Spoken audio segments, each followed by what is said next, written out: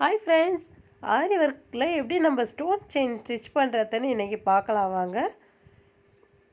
Sorry, இதனால் என்னால் video போட முடியல, அதனால் ஃபஸ்ட்டு எல்லாருக்குமே சாரி. இதுக்கப்புறம் இந்த சேனலில் கண்டினியூவாக 2 days 1 time வீடியோ வரும். டெய்லரிங் அண்ட் ஆரி சம்மந்தப்பட்டு உங்களுக்கு யூஸ் ஆகிற மாதிரியான வீடியோஸ் நான் போடுறேன்.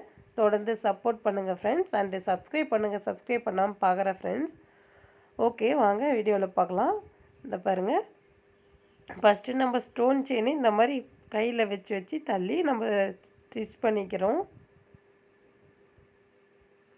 சில பேர் கம் போட்டு ஒட்டுவாங்க, ஆனால் ஒட்டினீங்கன்னா அது வேலிட் கிடையாது. டக்குன்னு அது தண்ணி பட்டால் பிச்சிட்டு வரதுக்கு சான்சஸ் இருக்குது நிறைய. ஸ்டோன் செயின் மெட்டல் இல்லைங்களா, அதனால் நம்ம கையில் பொறுமையாக ஸ்டிச் பண்ணிக்கலாம்.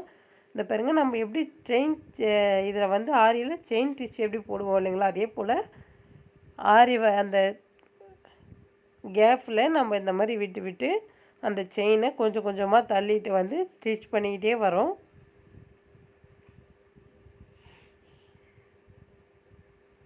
பாருங்கள், பொறுமையாக பண்ணலாம்.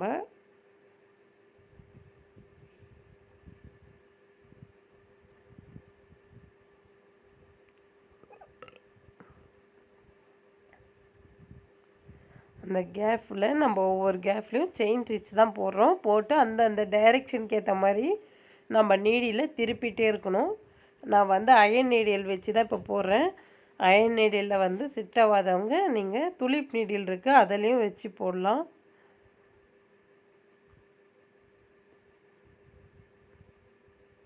பாருங்கள், ஈஸியாக தான் இருக்கும் இது.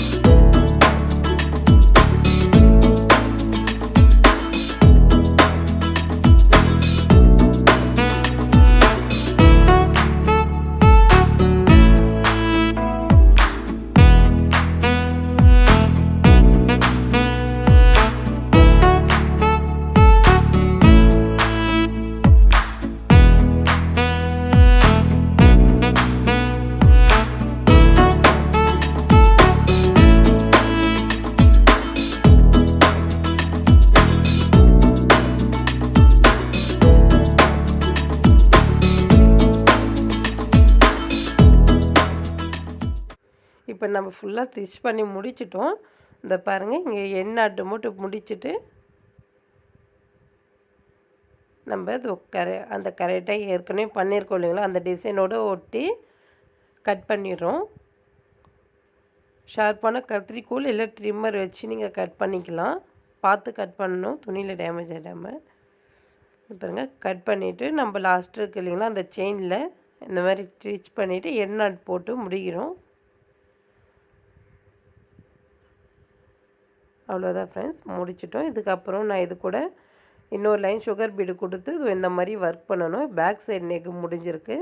இப்போ நம்ம வந்து ஃப்ரண்ட்டில் பண்ணிகிட்ருக்கோம். இன்னும் இது கூட வந்து 5 லைன் கொடுக்குற மாதிரி வரும் நம்மளுக்கு. நான் இது கம்ப்ளீட்டாக முடிச்சுட்டு